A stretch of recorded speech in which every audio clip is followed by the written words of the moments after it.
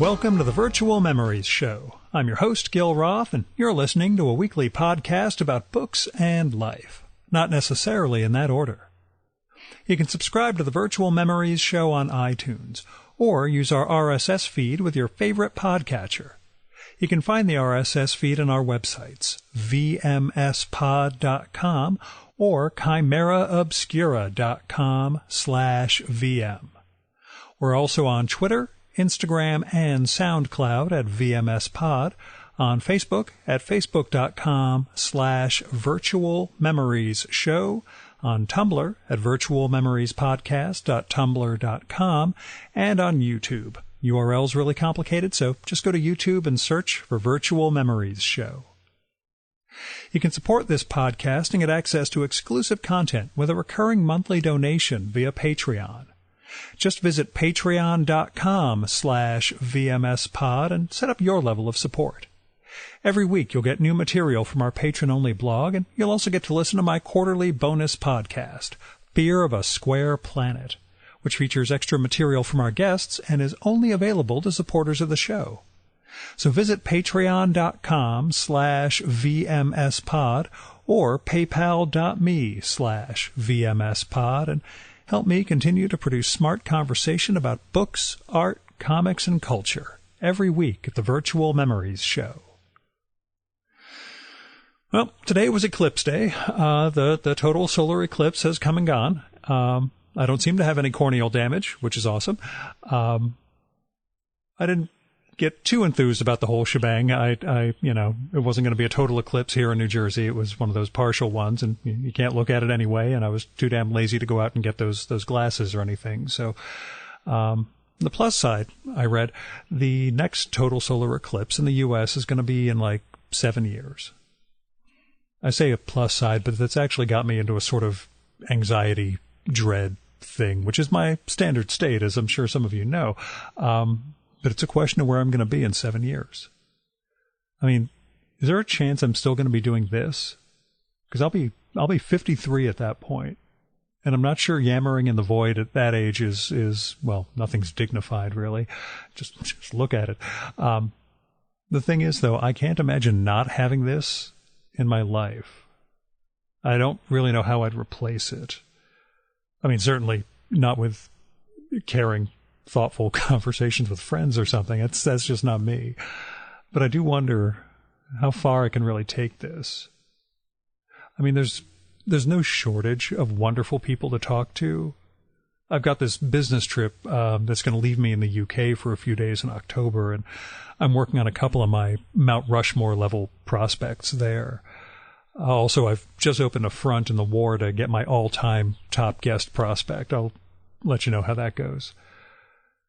But it's not about searching for the white whale. I don't want to give you that impression that, the show is all about getting these bigger and bigger guests. To me, we'll say lesser-known guests, even though I'm an absolute unknown, so they should not take this in a bad way. Lesser-known guests make for some of the best episodes, to me, because the conversation is the conversation, and it doesn't matter the level of renown or achievement. It matters how well we gel. Anyway, I hope I'll still be here the next time the sun gets blotted out of the sky, and I hope you'll still be here listening. Now, this week's show was recorded at the annual ReaderCon Festival in Boston, where we talk about multi-year podcast projects. That's the literary fantasy and science fiction convention that I've gone to for a bunch of years and done a whole bunch of shows. Our guest this time is editor and publisher Gordon Van Gelder. His bio is going to explain who he is, but I'll just give a little background. I met Gordon at another convention, World Fantasy Con, that was in Saratoga a couple of years ago. At the time, I was hanging out with the nexus of all realities, Scott Edelman, whose podcast, by the way, Eating the Fantastic, is a blast. Anyway, while we were talking, one of those tall, rounder tables, Gordon came over to say hi, and we had a nice conversation. I pitched him on doing the podcast because once he said that he was an editor and publisher, that was like catnip for me. See, while I'm always amazed by like the tenacity and creativity of writers themselves, I'm also fascinated by all the work that goes on behind the art. And not just the work that they put into it, but like the shaping of the stories and figuring out how to market this stuff and how to build a magazine or a book or an anthology around creative work, how to make it work financially or economically, I guess. Now, Gordon's a little older than me, has a ton of experience on those sides of the science fiction and fantasy market. So I was really glad that we got the chance to sit down during ReaderCon and talk not just about, the great writers he's worked with, but what it means to be a publisher, what it means to edit these guys. I think you're really going to enjoy this because it goes into a lot of themes about how you get the work out there.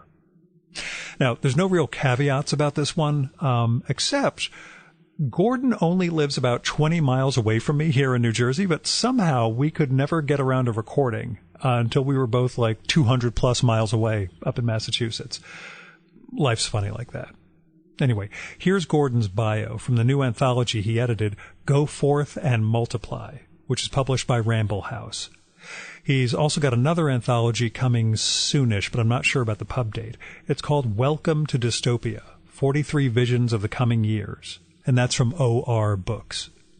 Gordon Van Gelder published his first story in 100 Great Fantasy Short Stories in 1984, but the majority of his career has been spent as an editor. After a brief internship at Blue Jay Books in 1986, he began working at St. Martin's Press in July 1988. He worked there for 12 years, during which time he worked with such authors as J.G. Ballard, Jack Cady, Bradley Denton, George Pelecanos, and Kate Wilhelm. In 1997, he succeeded Christine Catherine Rush as editor of the Magazine of Fantasy and Science Fiction, also known as F&SF. He spent 18 years as a magazine's editor before handing the reins to C.C. Finlay at the start of 2015. He lives in New Jersey with his family and continues to publish F&SF. And now, the Virtual Memories conversation with Gordon Van Gelder.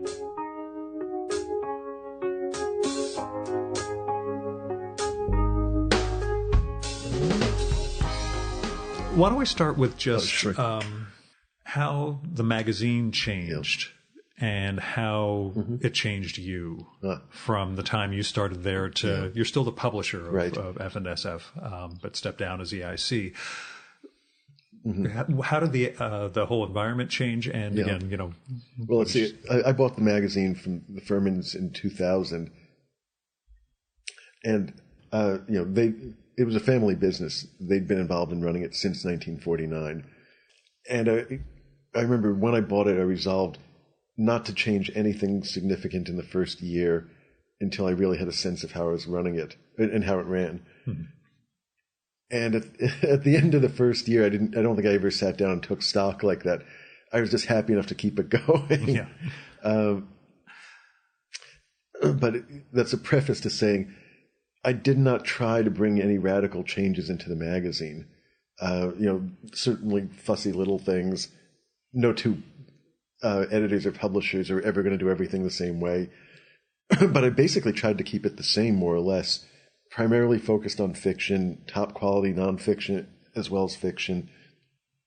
Roughly the same balance in terms of fiction and nonfiction, cartoons, similar look. In fact, I've done very little in what if I had the magazine now 18 years, very little to change the overall look of the magazine.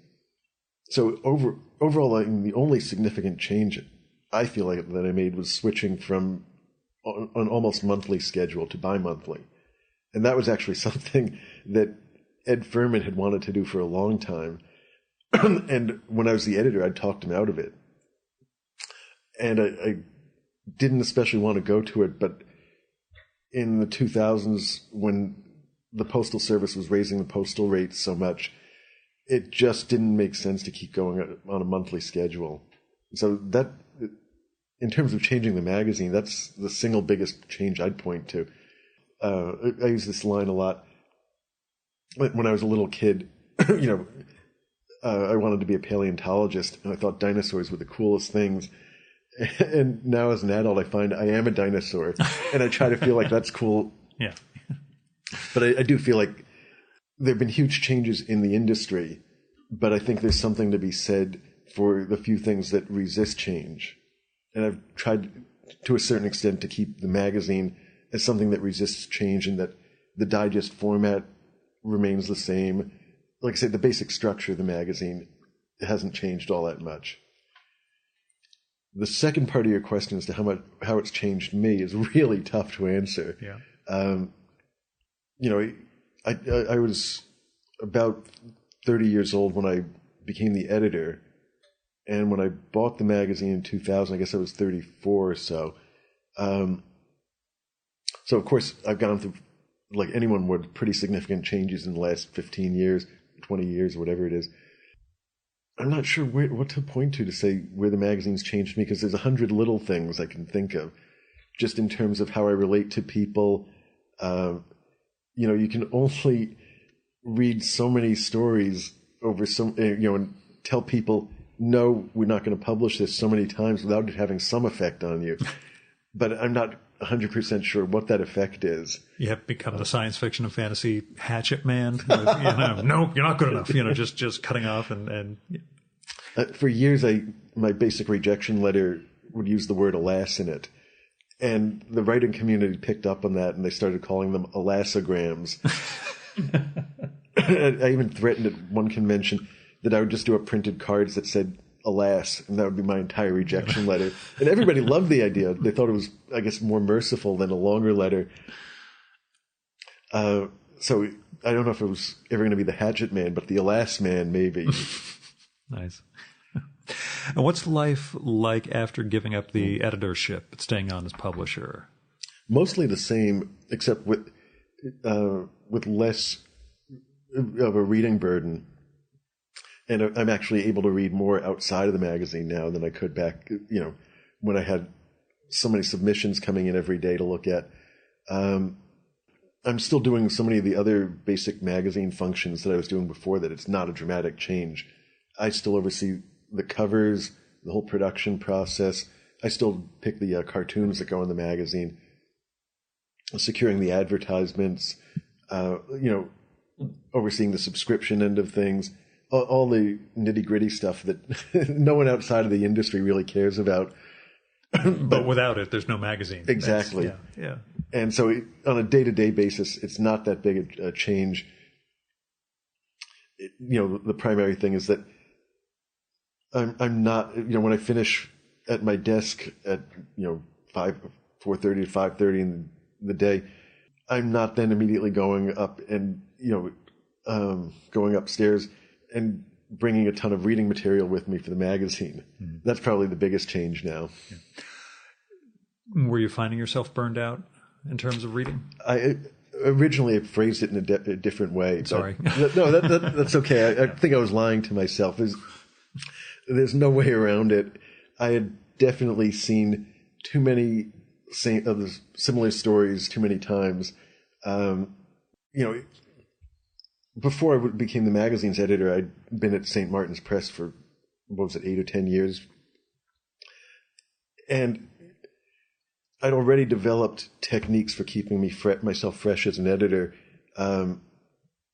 Because otherwise, invariably you go through fallow periods where you're working on stuff that isn't as good as stuff you worked on before, and you don't feel as driven by it or compelled by it.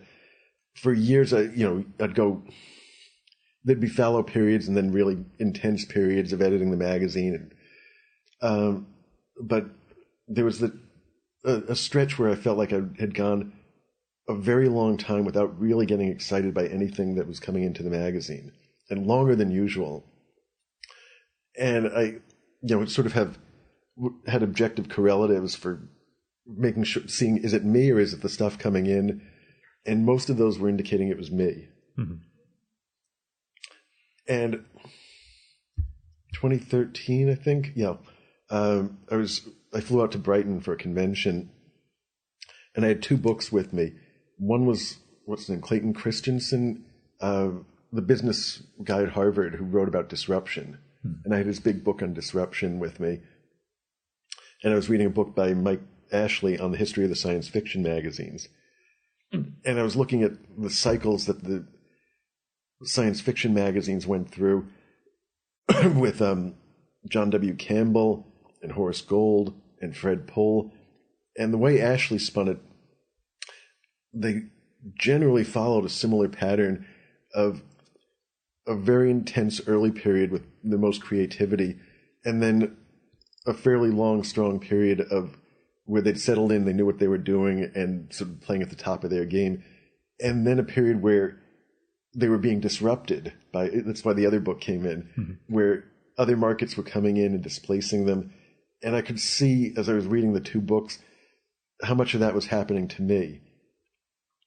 Somewhere shortly after that, I read one of the volumes of Editors on Editing. And an editor from, I think, the 50s and 60s, Rust Hills, talked about this when he was at Esquire. And he said, you're going along fine. The writers at some point change from being the people who send you stories to the people whose weddings you go to and whose families you keep up with. And then one day you wake up and you realize there are all these stories by this group of writers called the Beats, and you're wondering, why in hell would anyone read this junk? And you realize you're not as in touch with the readership as you used to be. Yeah. And I read that from Rust Hills, and I thought, I can relate to that. It's funny. It's such a small profession, I guess. If you only have a small sample set of people, and you realize they all go through that exact same experience. Right. So, you've got one anthology out now and another one coming soon. Right. How does the book editing differ from the magazine editing? Interesting question, because almost no one asks that. I thought you were going to say everybody asks that, Gil, you moron. No. I found they're really different in a lot of ways. This book is all reprints, so it's a whole different ballgame. But that other book that I've just done, the Welcome to Dystopia, is almost all original stories. And one of the big differences with a magazine, every issue is going out to a general populace of people who've already paid for it, your subscription base, and you're going out to prisons and to doctors' waiting rooms and a whole general audience for whom you really can't. If you go beyond PG-13 rating stuff, you've got to be really careful. You can do it, but you've got to be careful about it. With a book, it's a lot easier. You have a different set of boundaries. That, if you do a book and it offends somebody, they're not going to threaten to boycott you in all likelihood. They're certainly not going to say, I'll never subscribe to your magazine again. You've got more leeway in that regard. One of the things I was completely unconscious of when I took over started editing the magazine, is how you have to be careful just with product names and placement, like product placements. Sure. You can't spoof public figures without treading carefully. There's a lot more room for that in books. 5 or 6 years ago, I was editing, Welcome to the Greenhouse anthology. And Judy Moffett sent me a story, and I can't remember what exactly it was, but there was some product in there. It may have been, Comet Cleanser or something like that. And I just automatically changed it to something generic so that it wouldn't be a specific product. And as we were going through proofs, Judy noticed it and said, "Who changed that? Why was that changed?" And I looked and said, I'm just so used to it from magazine publishing. I didn't even think twice about it. I didn't even think to mention it to you. And don't offend the advertisers. That's or potential or right, corporate owners. Even more than that, just because you're going out to such a wide generic audience, you hope your book will reach just as wide an audience, but you're not limited in the same way. Yeah. Now, between this book, Go Forth and Multiply, which is about repopulating the earth, Welcome to the Greenhouse, about climate change, and Welcome to Dystopia, picking up a general thread and theme here, is there a certain sense of apocalypticism that you're not especially, not endorsing, but I'm not especially drawn to it, but yes and no, not especially, except that when John Joseph Adams is a terrific editor. He started out working for me and then branched out into anthologies and his own Lightspeed magazine, and now he's got his own book imprint with Houghton Mifflin. There's a product placement. Anyway, John did an anthology of dystopian stories called Senior Moment. it'll come to me in a second. But anyway, Brave New Words. And when it came in, I looked through it, and I think something like 20 out of 36 stories were ones that I'd published. There were older ones that like The Lottery, which I probably would have published if I could have, if I'd been around in 1948. So I saw that and I realized, okay, yeah, I do have a taste for that kind of story, I guess. So the Welcome to Dystopia one, I thought that was definitely playing to something that I have an interest in. The Welcome to the Greenhouse one was actually John's idea, and he came to me and said, would you want to put together a book of climate change stories? So I wasn't especially drawn to that theme. It's an interesting theme, but it was not something that I was seeking out. And the repopulation one sort of found me in that I guess what I'm drawn to more than apocalyptic stuff is stories with an edge, or stories that are trying to push boundaries. And in the repopulation anthology, it came about because I was at Worldcon and I was having drinks with some friends, and one of them mentioned this old story, The Queen Bee by Randall Garrett, and it's probably the most offensive story she'd ever read in the field. And it's where this small team of humans crash land on a planet, and they have to repopulate. They decide they have to repopulate the planet, but there's one awful woman who can't get along with the other women, and the men can't get along with her, and it creates these awful dynamics. And she was going on about this story. Right around the same time, something brought up yet again that the Cold Equations, the story John Campbell ran in Astounding in '54, that people still debate about the stowaway and who has to be ejected because otherwise the spaceship can't make it. And I was reading Campbell's letters about it, and he mentions this pig's story right around the same time. And said, he was writing to, I think Ted Sturgeon, and he said, Ted, I was trying to do the same thing with the pig story as I did with the Cold Equations, and trying to flick the kids' glands and get the readers worked up. And I thought, what is this pig story? I've never heard of it before. So I did a little research, and I found On the Care and Breeding of Pigs by Rex Jacko. I had never heard anyone mention it before. And I dug up a copy, and it was, I'm used to the past being another country, but this was like the past is an entire another planet. It was a fascinating reading experience, a really unusual story. But again, it was about repopulate a scenario where almost all the men are gone or no longer fertile, I forget which, and focusing on a few males who are fertile and have to repopulate the civilization. And I looked at that one, and I looked at The Queen Bee, neither of which had ever been reprinted. And I thought, there's probably a reason for this, but I did think that. But I also think, I think there's a book here, and there used to be a lot more of these repopulation stories, and they're, it's like a forgotten subgenre now. I would imagine it's a Cold War thing too. I mean, we were worried about nuclear annihilation until, we should never stop worrying about it, but whatever. Right. It was a more prevalent worry, I guess. That was what the thesis I came up with for the book, that pretty much followed from after the dropping of the bombs in 1945. Very shortly thereafter, there were some Adam and Eve stories about repopulating, and then the Rex Jacko story was, I think, 1954, and you could see how the idea went from real genuine terror at the prospect of nuclear annihilation till the repopulation stories became more of a parody or more of a joke. Until in the early 1970s, when The Odd Couple was on TV, there was a running gag that Oscar Madison was having dreams about him and Tuesday Weld after a nuclear apocalypse. So at this point, worth bringing back and revisiting as a whole form. Well, I thought was just poked around and started asking questions, and people started recommending other stories, and most of the ones I found were really interesting.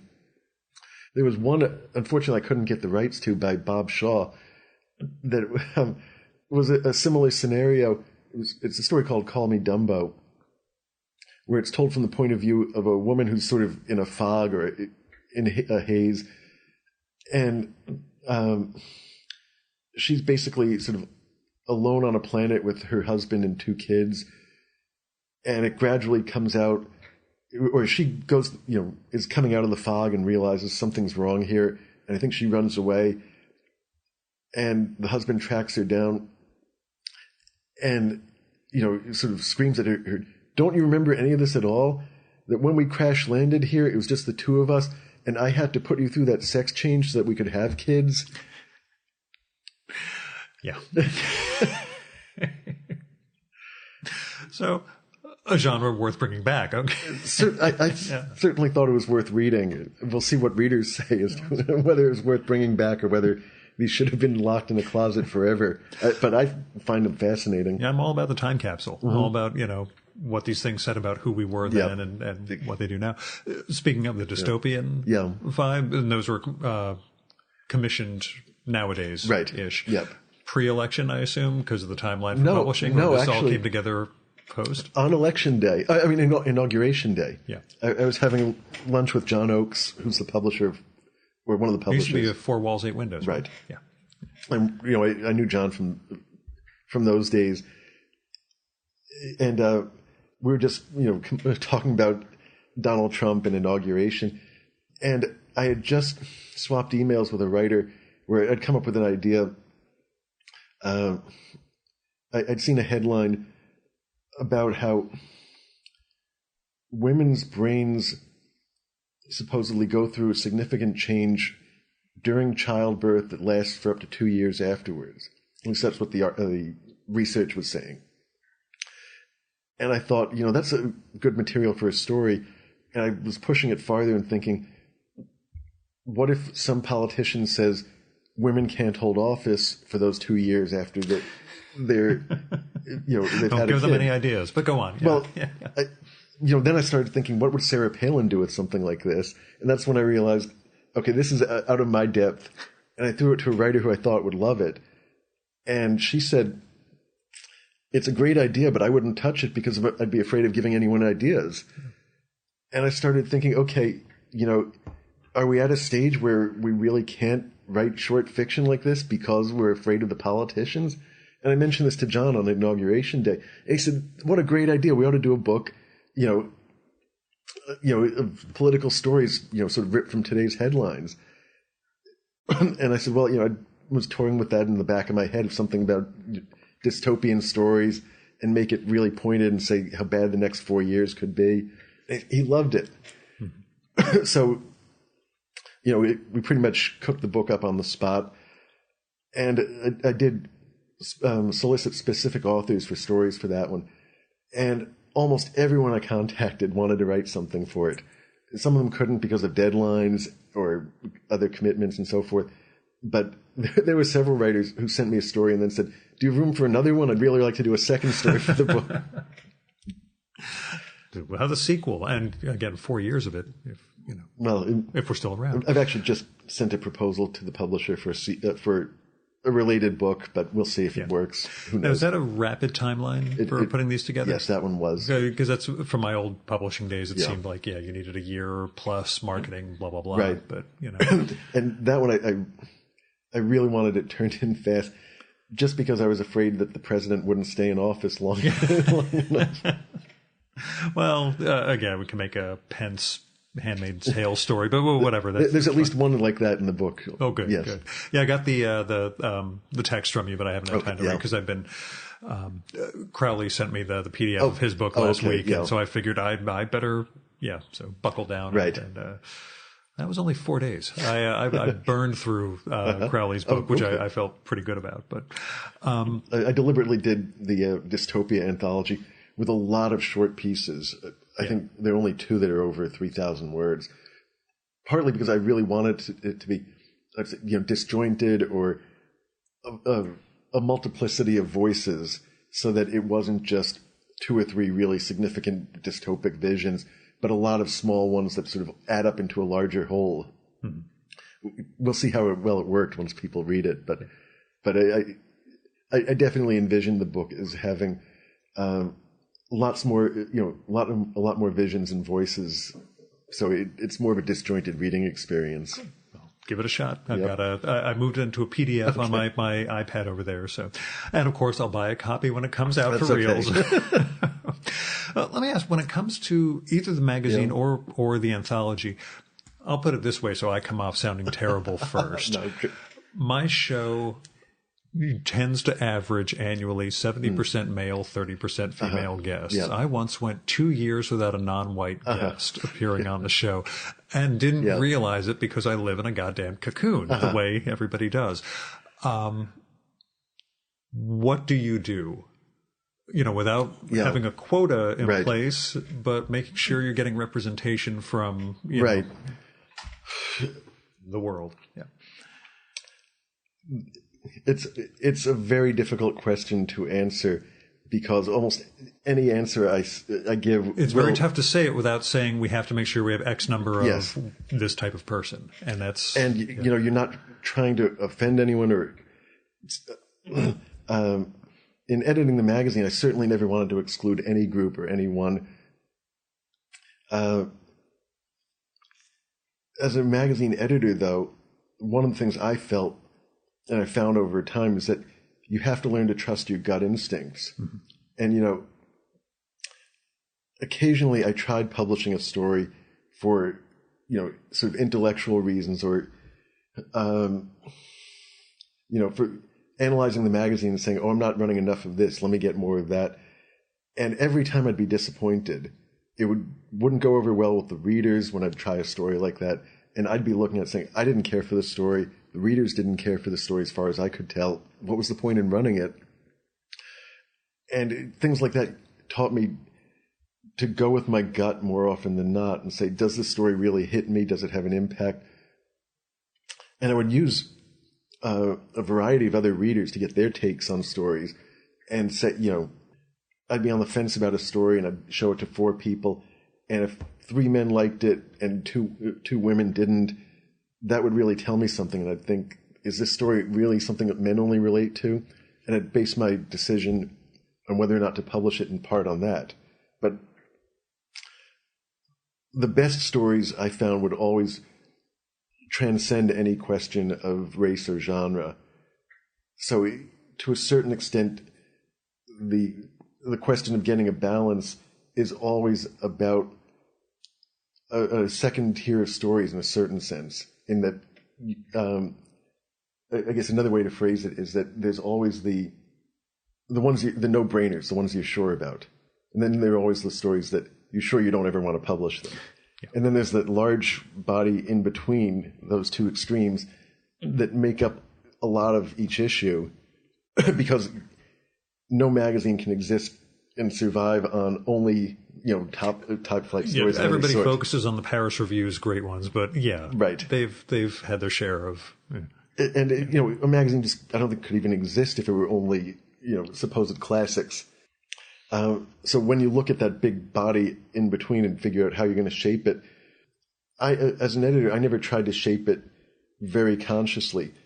I'd be looking more at things that didn't relate to race or genre or gender, and instead I'd be looking at things like, how much fantasy do I have versus how much science fiction?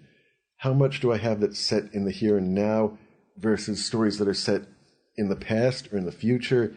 How much do I have that's upbeat versus how much that's downbeat? And when I'd be looking at these things, I really wouldn't pay much attention to who wrote the stories or what their background was.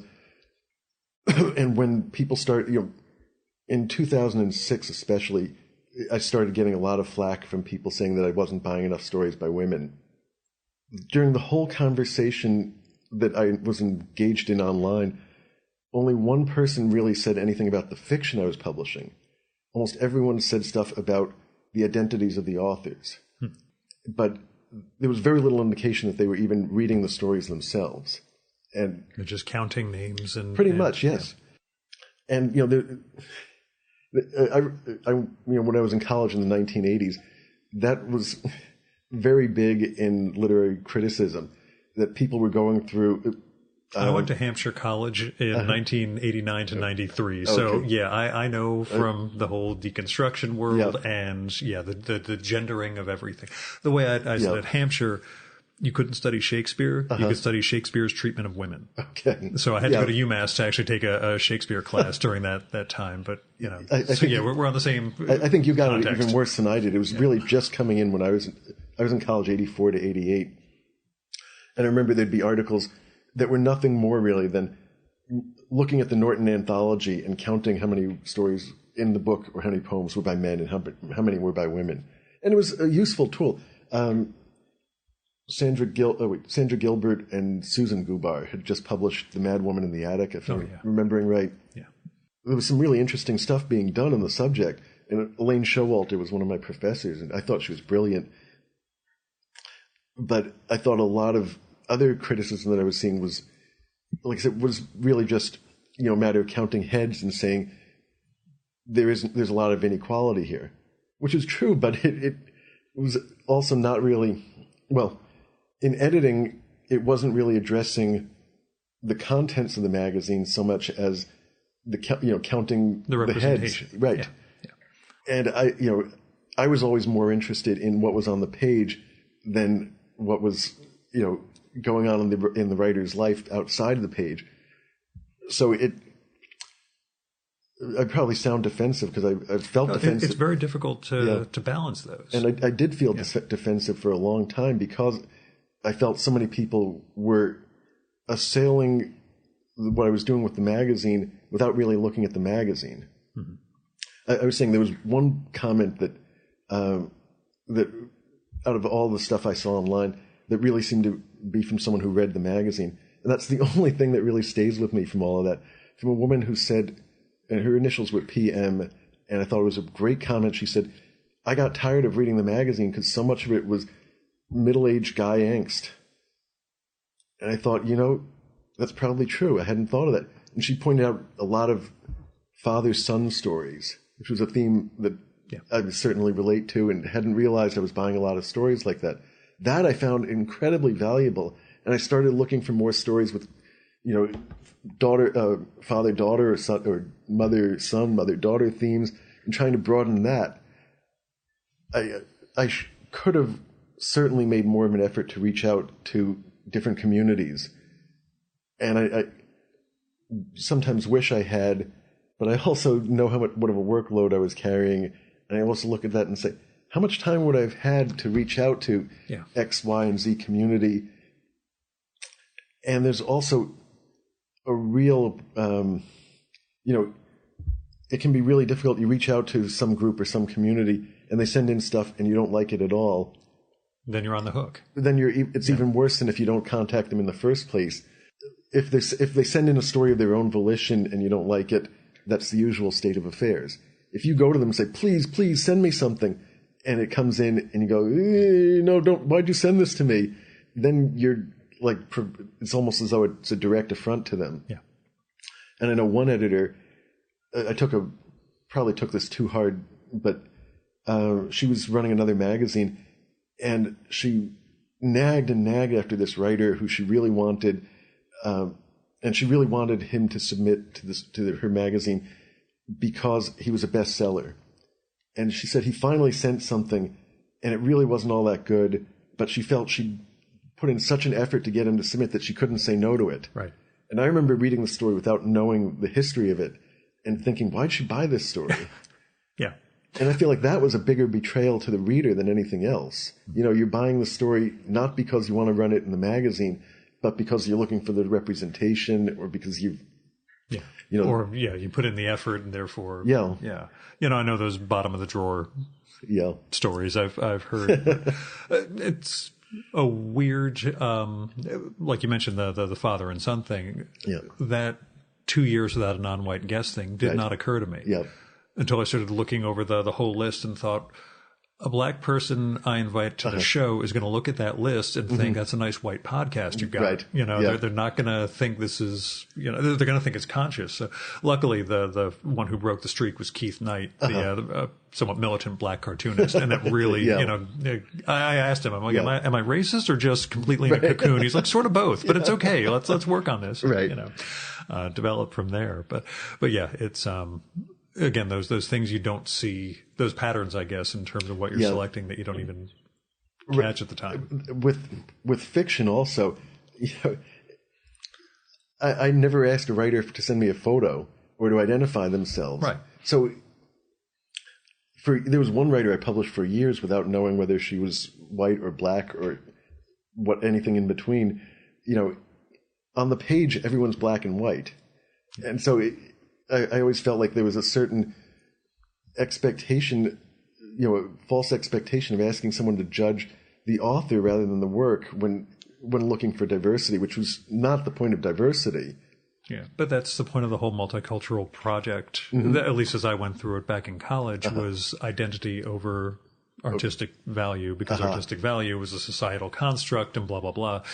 I spent 2 years down at St. John's College in Annapolis getting the antidote for that. I did the Great Books program there immediately after finishing Hampshire and sort of got the, aesthetic value is actually primary and everything else is, so. It's funny because I feel open to it, but it's just so fraught. Yeah. I could really, I always felt like when people were bringing it up, I had to tiptoe through it. Oh, and again, I don't want to put you in a weird position of having to say something one way or the other. That's going to be misconstrued like that. The good thing is no one actually listens to this, so you don't have to worry. So, let me ask a more difficult question than gender and race in publishing. You took on this role, you bought the magazine and you were your editor pretty much as the world is shifting online. Mm-hmm. In terms of how you manage a print magazine into an online shift, you know, what could you have done differently? What do you think worked? You know, and how do you get people to pay for good writing? Or is that something you're still trying to figure out?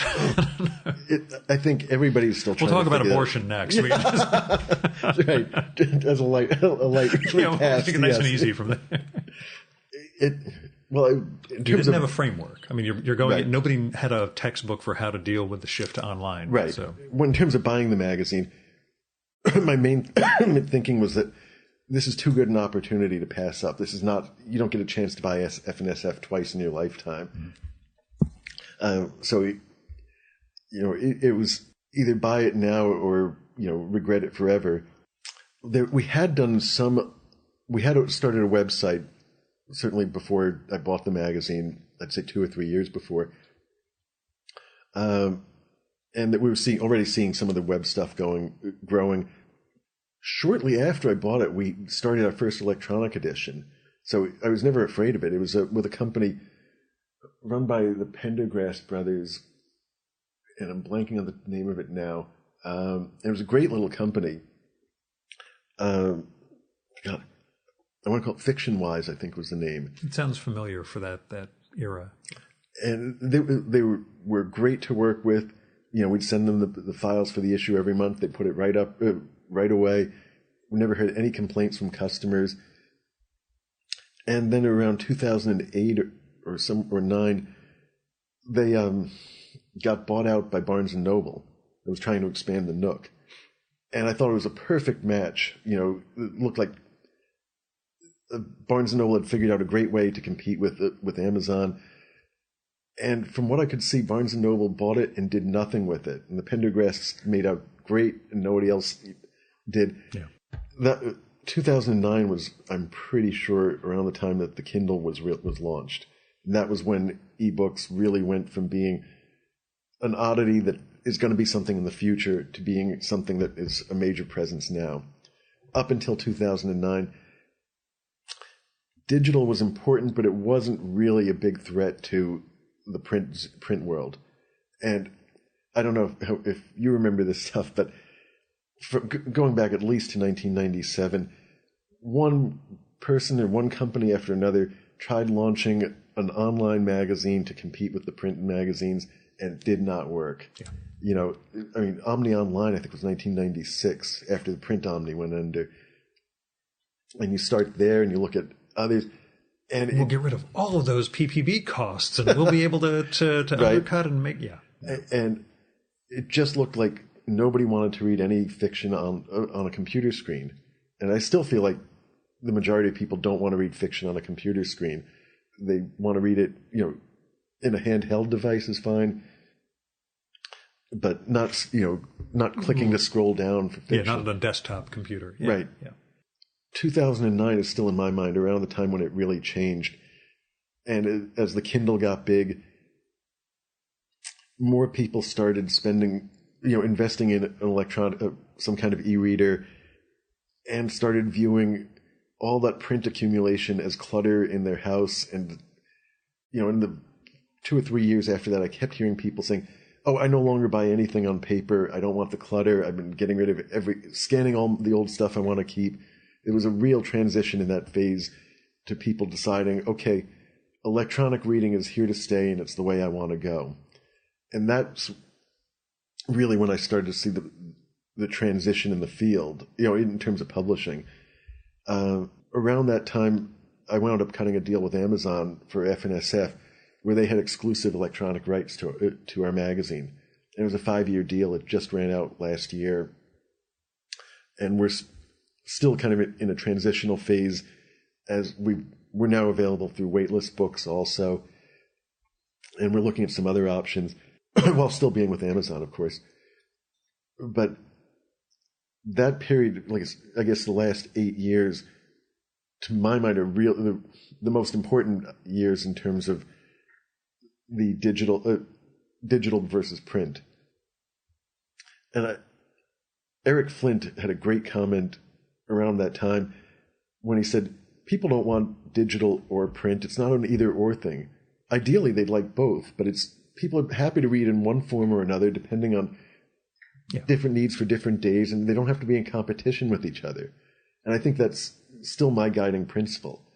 Have you ever tried the Amazon Match thing, where if you bought it in print, there's also a inexpensive Kindle version? No, I haven't. Hundreds and hundreds. They only do it for participating books. So over 20 years, I bought hundreds of things, 100 titles through Amazon in print.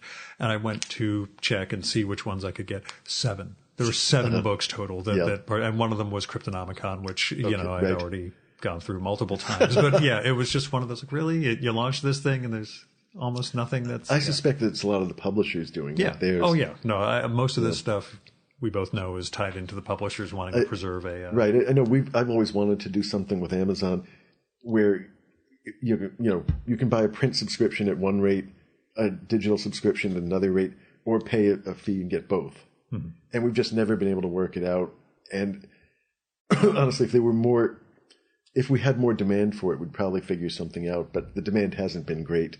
A lot of our longtime customers have shifted from one to the other. I hesitated because I've heard a fair number of people say that they'd been reading the digital edition and then decided they prefer print, and they've just canceled their Kindle subscription or canceled their electronic media, and they're only reading in print now. So it goes both ways.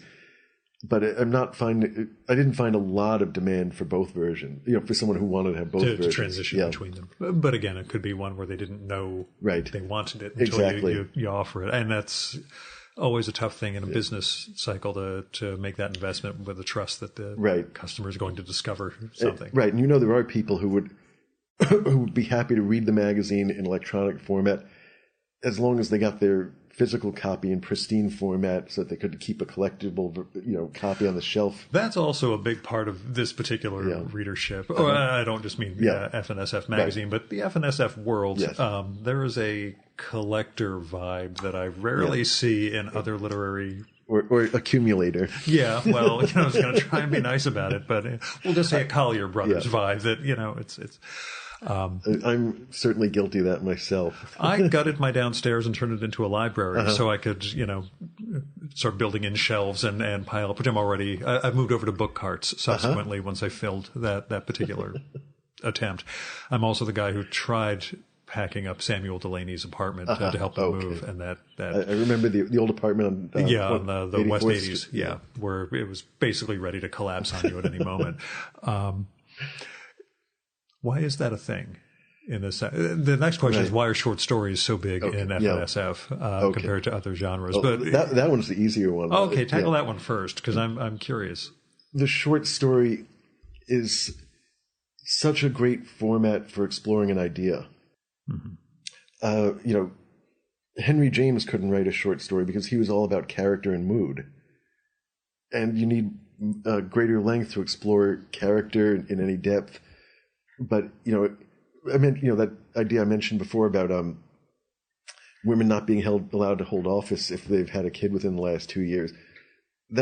You don't need 400 pages for exactly. that idea. Okay. And you don't need a character as well developed as Maisie. And you can really play around with ideas. Doing the repopulation anthology, I'd find, in fact, there are 2 stories in the book that are pretty much exploring the same idea from different directions. And I said, I suspect the writers, it seems like they were probably sitting side by side as they were typing them. You do it this way. Yeah. Well, they were clearly playing with it. Campbell is notorious or beloved for doing this, where he said he gave up writing his own stuff because he found that if he got an idea and he wrote a story, it was done one way and that was it. As an editor, he could take the same idea, throw it out to 6 different writers, and get 6 different things back, and he'd run all 6 of the stories. That's one of the things that's drawn me to science fiction and fantasy, this ability to play with ideas and to throw concepts around and to think things that might not have been thought before, or dare to boldly go where no one has gone before. It's a great playground, and I think the short story form is a great way to explore that stuff. So I think that's one of the reasons why science fiction has especially been receptive to short fiction. I used to edit a lot of mystery novels at St. Martin's, and I love a good mystery also.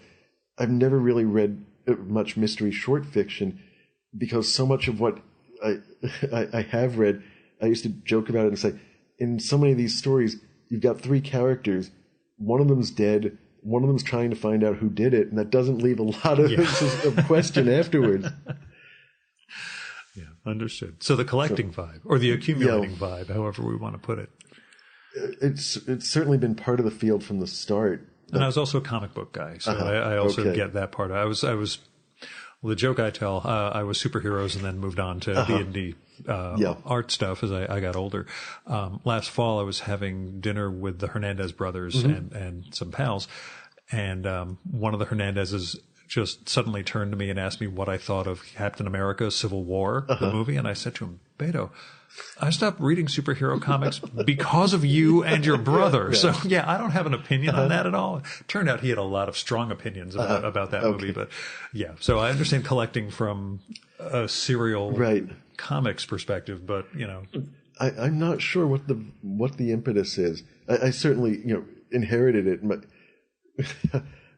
My father died at 64. We joked, and he was a museum curator, and we joked that he preferred dying to having to clean out his place. I say that about my old man too, but Well, his brother just died last year. My uncle had told me that he didn't collect old typewriters, but if he saw one, he was like some people are with puppies or kittens. He couldn't abandon a stray. And so I asked his daughters what his apartment is like, and they said, "Oh, you don't want to know." So I'm convinced that the Van Gelder brothers, the generation above mine, could have rivaled the Collier brothers if they'd never chosen to live together. Depression era? Or they would be a little bit younger? They were born... they would have lived through it. They were born in late 20s and early 30s. Okay. So do you see that as a I only ask because my mom was born in the Blitz in London. My dad was born in 38 in Romania, and they were both accumulators of different kinds because of the war. I don't think it's necessarily the war, but I think it is cultural. I had a cousin who told me there's a book, I think it's called My Mother's Kitchen, that on that side of the family is Lithuanian. And she said that the book was so uncannily similar to our family and being unable to throw anything out. And I suspect a lot of it does come from some kind of cultural background that we can't lose. What if the entire economy collapses? I need all of these. Yeah, right. Yeah. I might need that rubber band someday. Well, in the Roz Chast book about her parents dying, she's cleaning out her parents' apartment when they're moving them into an old age home. And she actually uses some photography in addition to cartoons. And she photographs the Museum of Chic Shavers that her father came up, which are held together by rubber bands and things like that. All these shavers from like the 50s and 60s, he couldn't throw any out, and she has to get rid of them all ultimately. But yeah, so you've had a accumulating father and uncle. Was there a curation transition to curator versus editor? Or parallels between those careers? Oh, yes, definitely. Okay. And did you ever feel that you actually superseded your father, or are you living in his shadow the entire time and feel inferior? I'm not projecting or anything, please. My father was... I have an older brother. Fortunately, because my father took out all his competitive urges on my older brother. The great Santini just worked out that. The great Santini involved some physical violence. Yeah, he threw the ball against a kid's head again and again, and No, nothing like that. Okay. Only after the old man died did I realize just how much competition there was going on there. Mm-hmm. In fact, my brother did wind up going into science. He's an ophthalmologist now. But I got none of that competitive nature or urge from my father, and I definitely felt there were similarities between him curating natural history stuff and me editing, a bunch of wild books when I was at St. Martin's Press. He told me an old gag about museum curators that I think applied just equally to editors, that the curators were like mushrooms, that they were kept in the dark and had shit shoveled on them to help them grow. Sounds appropriate. But there wasn't. He was very supportive of all of his kids, even competitive when he was competing with my brother. Yeah, you still don't want to see them fail. You just want to not see them succeed as much as you. The real telling moment I remember was when my brother called up to say he'd completed his MD and his PhD, and my father's first comment was, 28, huh? I got my PhD at 27. See, my father never graduated high school, so I figure there was never that sense of competition as opposed to my inability to build anything. But that's again, I'm not bitter. I'm not holding on. But your folks were pretty supportive throughout, and you studied literature at Princeton, I assume. Yes. Yep. Okay. What was the goal at the time to be a writer? Oh, yes. I went to Princeton because they had a good creative writing program. Joyce Carol Oates was the head of the faculty. You would have overlapped potentially with yet more past guests, although they're probably a little bit too old. Stona Fitch, Walter Kern. No, Jonathan Ames was with that group. So I think they were like 83 or so. They would have. Walter Kern was 83. He was in John Oakes' class, in fact. Okay. And so I know they knew each other. Jonathan Ames was the year ahead of me. Mm-hmm. He wasn't a guest, but I'm trying to get him. Yeah. But, yeah. Okay. I barely knew. I don't think I could really say I know him. I think I met him once, but we have a lot of mutual friends. But it was a really strong creative writing program. I'm convinced it was as good as an MFA program. And it did produce a lot of fairly well-known writers now in the science fiction field. Susan Palwick went through that. Someone else I'm just forgetting now. And, Pinckney Benedict was, I think, 2 years ahead of me. Jodi Picoult was a year ahead of me. It was a very strong program. That was what drew me there. One of the main things that drew me there. Of course, while I was there, we launched a science fiction magazine, and I wound up editing that. And I'm sure that, in fact, I know when I went to the Clarion Workshop in '87, I showed Tappan King a copy of the magazine that I'd edited.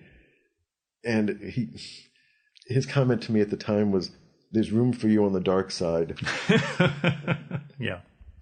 And in fact, he tried to hire me a year later for Twilight Zone magazine.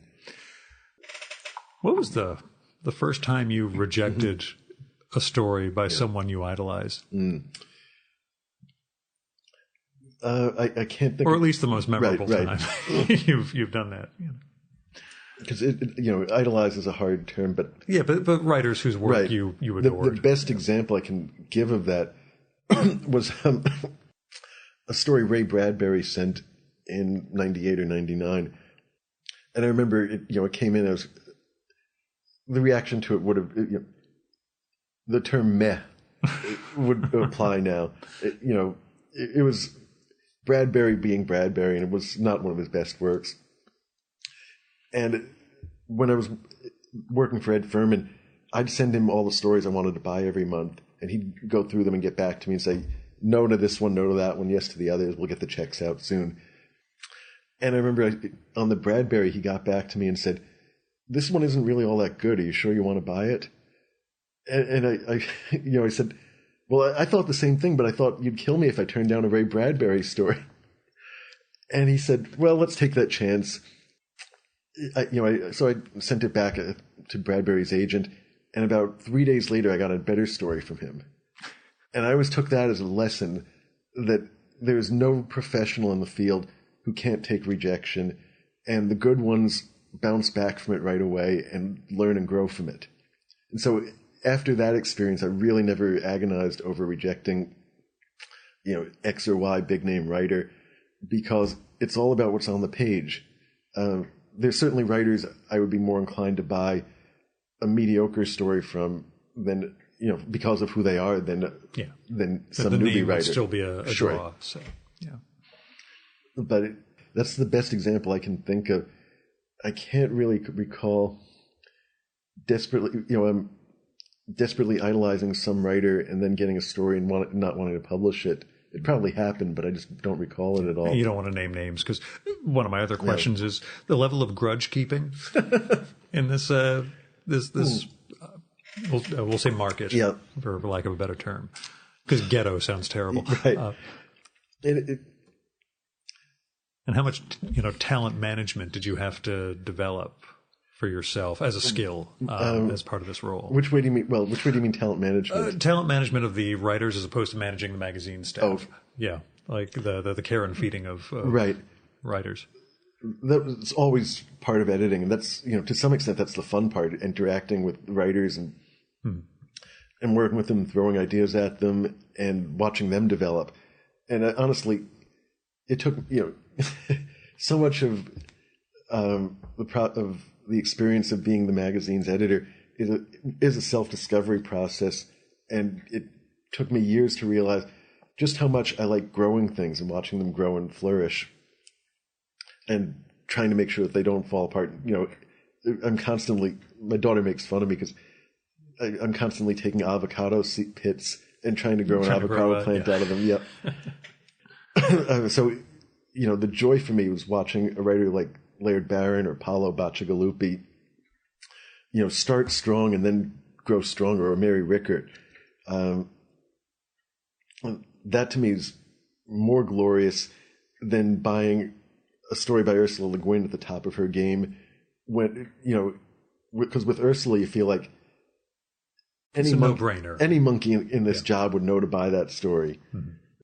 But as far as grudge keeping, are there?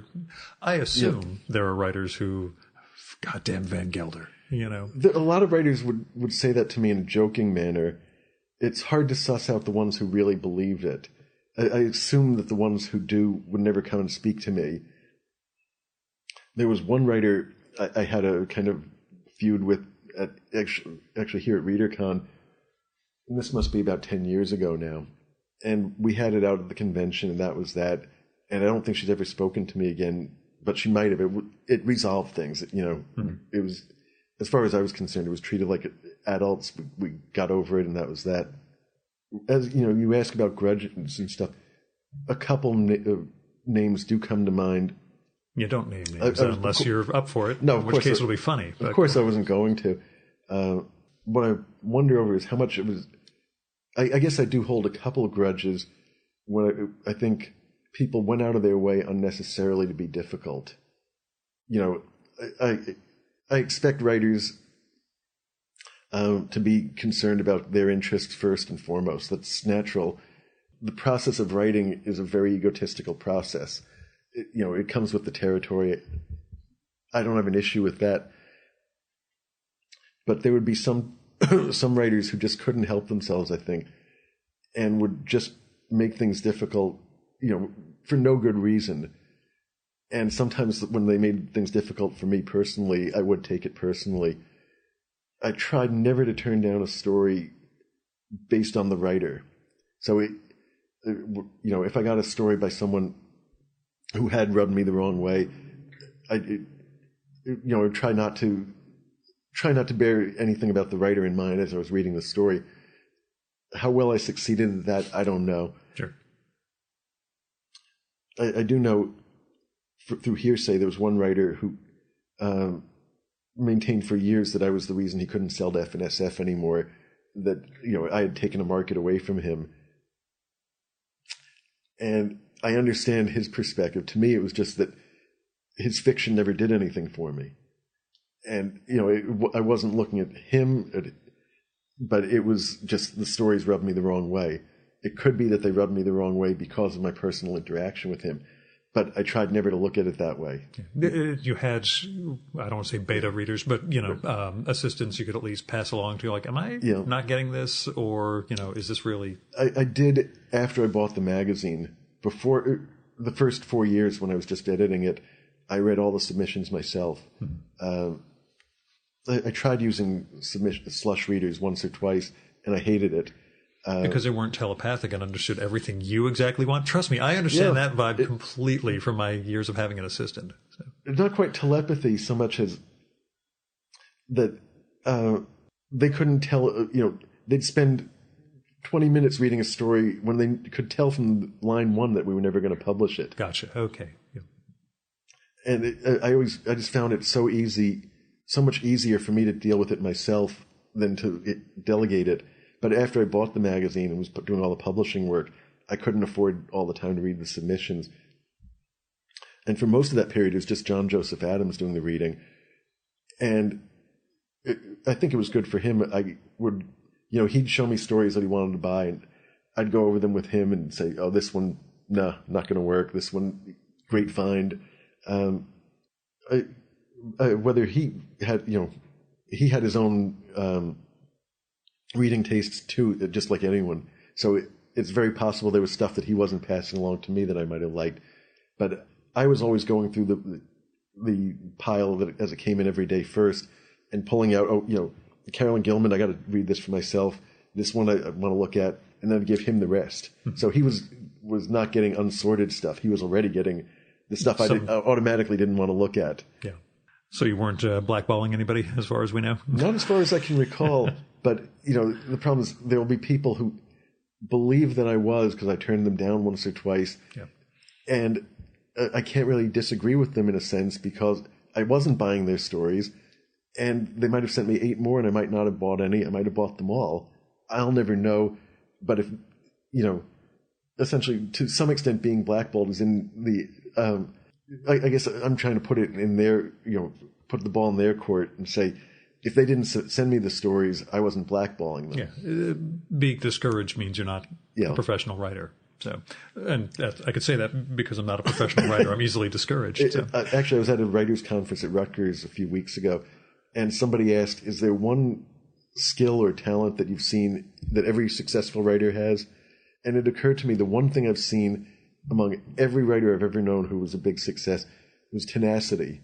That, every single writer faces rejections and setbacks. And like I said, it's an egotistical job. It's hard not to take, no, we're not going to publish your book as a personal affront. But every one of the ones that I've known who's gone on to success has just been utterly stubborn on some level and refused to give up. And that's really the only way you succeed in this business as far as I can see. Yeah, that's why I'm a complete failure. I'm just kidding. I mean, that's how you build a success. It's a professional skill. Yeah. Now, let me ask. Earlier today, you were on the panel for the Fiction Mag listserv, and part of the conversation that listserv is very focused on history, on the ancient archives, going back of various magazines, publishing companies, etc. I don't think it was you, but someone mentioned the young not having a sense of history in the field. Right. How prevalent is that? Is that just the stereotype that everybody has about the young every generation, or is it different now because it's us? Is that a... I have a couple answers to that. One is just what you say, that it's every generation does see it that way. It is, those goddamn kids today. Exactly. And I always try to frame it in context and say, okay, I was born in 1966. What did I think of stuff that was created in the 1940s? And then say, okay, someone born in 1993 is going to feel that way about stuff created in the 70s. I was just watching The Getaway with Steve McQueen and, admiring the old 70s cars and thinking, okay, to someone in their 20s now, this is going to look like a 1940s movie does to me. It's so far past their, the days that they actually remember. So there's always kind of, a sliding process like this. And you can't expect stuff to stay relevant. That's part of the fascination of this repopulation anthology, that, like I say, that Rex Jacko story probably just seemed scarcely beyond the normal in 1954. And to me, it just seems like a relic from a whole other era. It should be a Klan ad. Yeah, something. No, it's not like that. Okay. No.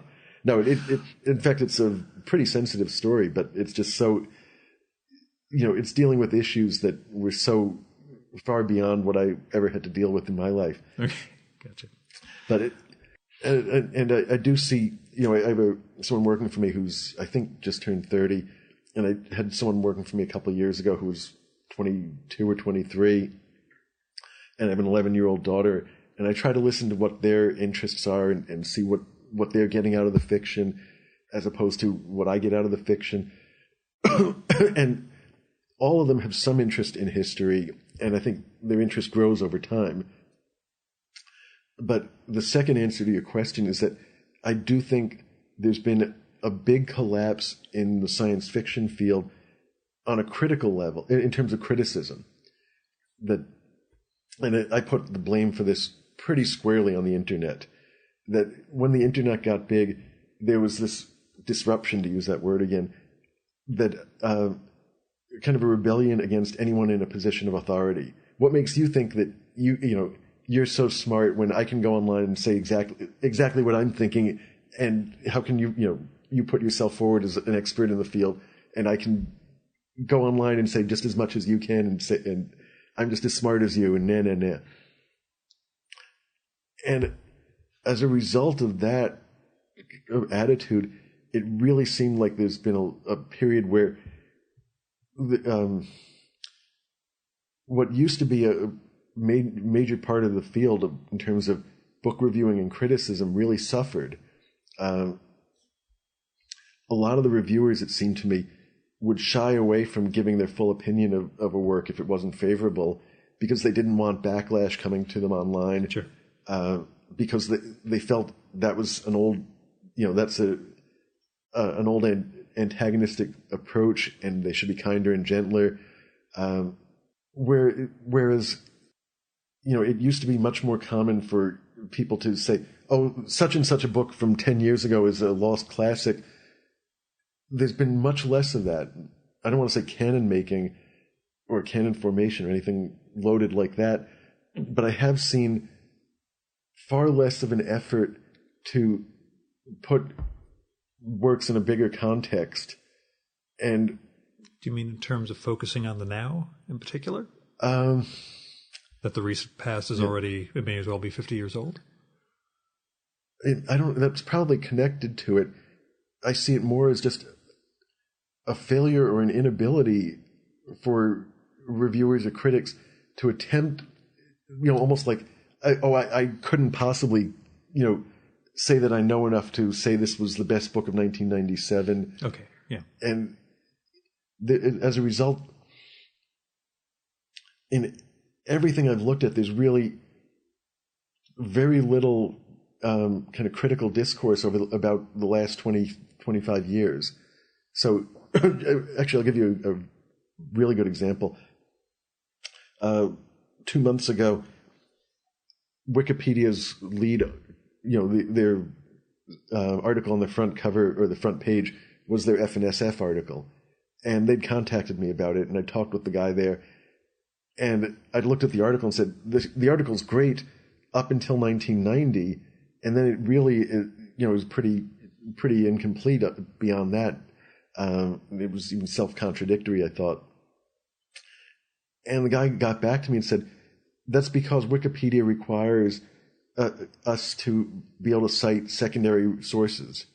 And can you point me to any overviews of your magazine or any histories that really focus on the last 25 years? I couldn't point to one. Jeez. There's just nobody wants to do that kind of work, or there's no market for it, I suspect. Well, they want to do an oral history of Space Jam.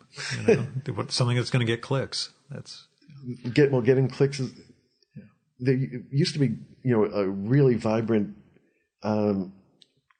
semi-pro market in the field for magazines like Dick Geiss's Science Fiction Review when I was a kid, or the New York Review of Science Fiction for a while, and almost all of that fled print and went into the online world very quickly, where it was paying next to nothing beforehand, but it offered a lot of status. When I was looking through some old issues of SF Review, and I was finding Bill Gibson writing reviews in there. They were mostly reviews of books by his friends. Yeah, but still. But it was part of the gestalt. It was how you made your chops, and it was certainly that way when I started on the New York Review of SF in '88. In the internet age, you didn't need to go through a magazine for that kind of to get that kind of attention. You could just post a couple of incendiary blog posts of your own and create a blog storm, and bam, everyone would know your name. In doing so, though, you cut out the editorial process.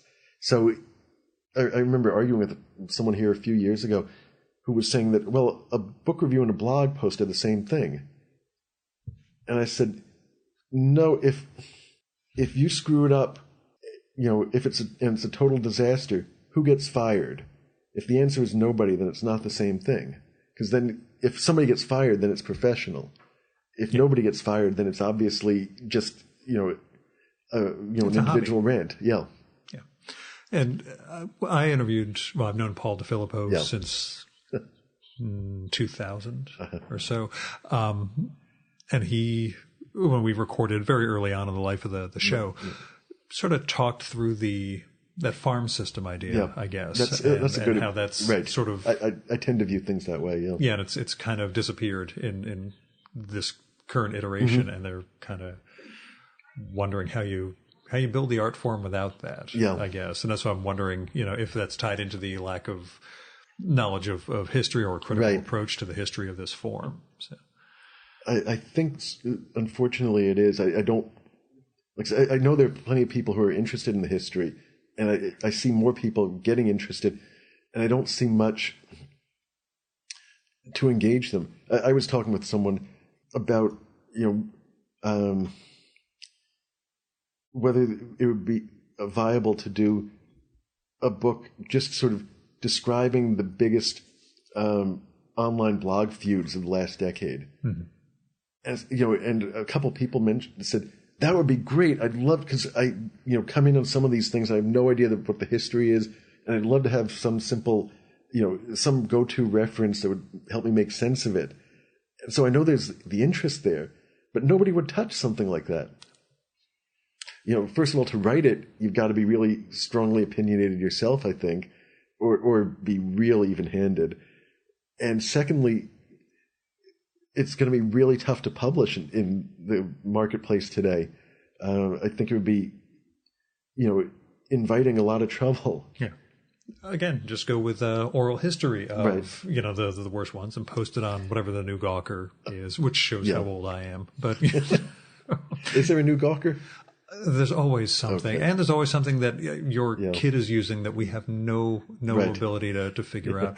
I've had a few internet gurus on the show who I asked, so what's the app that made you go, Yeah. I have no idea what this is. I don't understand how to use this. Right. And why are there 2 billion people on every one of them like Snapchat? It's made for 15-year-olds. Yeah. I have no clue how to get it working. And I make a living, consulting on this stuff. But yeah, we're all going obsolete, which is why we need repopulation. Right. Yeah. Final question.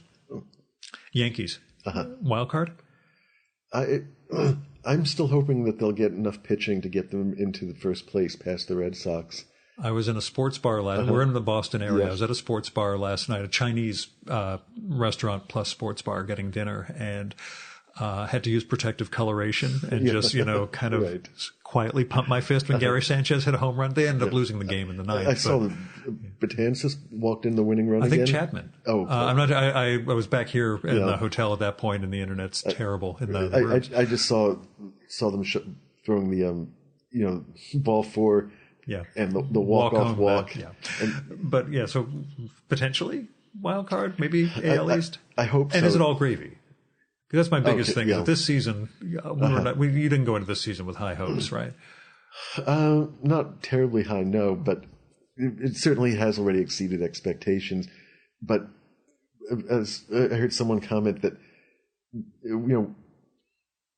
how can you waste a season like the one Judge is having? That would just be a scandal.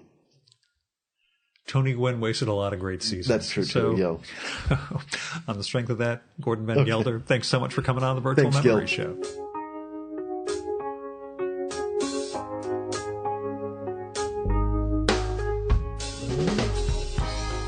And that was Gordon Van Gelder. He does not have a website, but you should definitely check out the magazine of fantasy and science fiction, or F&SF. It's at sfsite.com/FSF. And site is SITE. Anyway, sfsite.com/FSF. You can also look up the magazine of fantasy and science fiction on Amazon. He mentioned the publishing deal they have with them. Now, Gordon's got a new anthology out now, Go Forth and Multiply, 12 Tales of Repopulation, published by Ramble House. He's got another one in the hopper called Welcome to Dystopia, 43 Visions of the Coming Years, from OR Books. You can look for both of them at your favorite bookstores or at ReaderCon or another literary and fantasy festival. Now, once we wrapped up the main session, I asked Gordon, so, who are you reading? If you want to hear his answer to that, you'll need to become a supporter of the Virtual Memories Show so you can get access to our quarterly bonus podcast, Fear of a Square Planet. I posted a new one with last quarter's guest recently, and it's a blast. You can get access by supporting the show at patreon.com/VMSpod or at paypal.me/VMSpod. There are all sorts of goals and goodies in place for patrons, including the podcast, patron-only blog, handwritten show notes for every episode, a series of ebooks that someday I'm going to launch, and more. So go to patreon.com/VMSpod and support the art of fine conversation. Now, this episode was part of ReaderCon weekend, so it involved a couple of $100 in hotel stay, but on the plus side, my mileage and tolls and travel costs were all covered by work, since I went on to a conference in Boston for my day job immediately after. Still, if you want to help defray some of the costs of the Virtual Memories Show, like web hosting, travel, and equipment, or just toss me some money because you think the show is worth it, then visit patreon.com/VMSpod or paypal.me/VMSpod, where you can make a one-time or recurring donation. A special thanks go out to Kevin Katila, John Wendler, Fred Kish, Jonathan Kranz, Stephen Nadler, Wallace Wilde Manozzi, Andrew Mason, Greg Tanner, Garrett Zecker, Craig P. Steffen, Jack Les Camella, and Ron Slate for going over and above in their support of the Virtual Memories Show. We have the full list of show supporters at chimeraobscura.com/VM. Our music for this episode is Nothing's Gonna Bring Me Down by David Bayerwald, used with permission from the artist. And that's it for this week's Virtual Memories Show. Thanks so much for listening. I'm not sure who next week's guest will be. I have a bunch of episodes in the can. I could go with a combo episode of John Clute and Liz Hand that I also recorded at ReaderCon. But I'm also supposed to be recording this weekend with the SF&F editor, Ellen Datlow. And I thought it might be neat to have her episode immediately after Gordon's to get her perspective on the same sort of area. But we haven't recorded it yet, so I don't want to promise anything. You'll have to come back next week and find out. Until next time, you can subscribe to the Virtual Memories Show and download past episodes at the iTunes Store or at soundcloud.com/VMSpod. You can also find all our episodes and get on our email list at either of our websites, vmspod.com or chimeraobscura.com/VM. You can also follow the Virtual Memories Show on Twitter and Instagram at VMSpod, on Facebook at facebook.com/Virtual Memories Show, at virtualmemoriespodcast.tumblr.com, and at YouTube by searching for Virtual Memories Show. And if you like this show, please go to iTunes, look up the Virtual Memories Show in the store, and leave a rating and review for this podcast. That'll help us build a bigger audience. Till next time, you've been listening to the Virtual Memories Show. I'm your host, Gil Roth, and you are awesome. Keep it that way.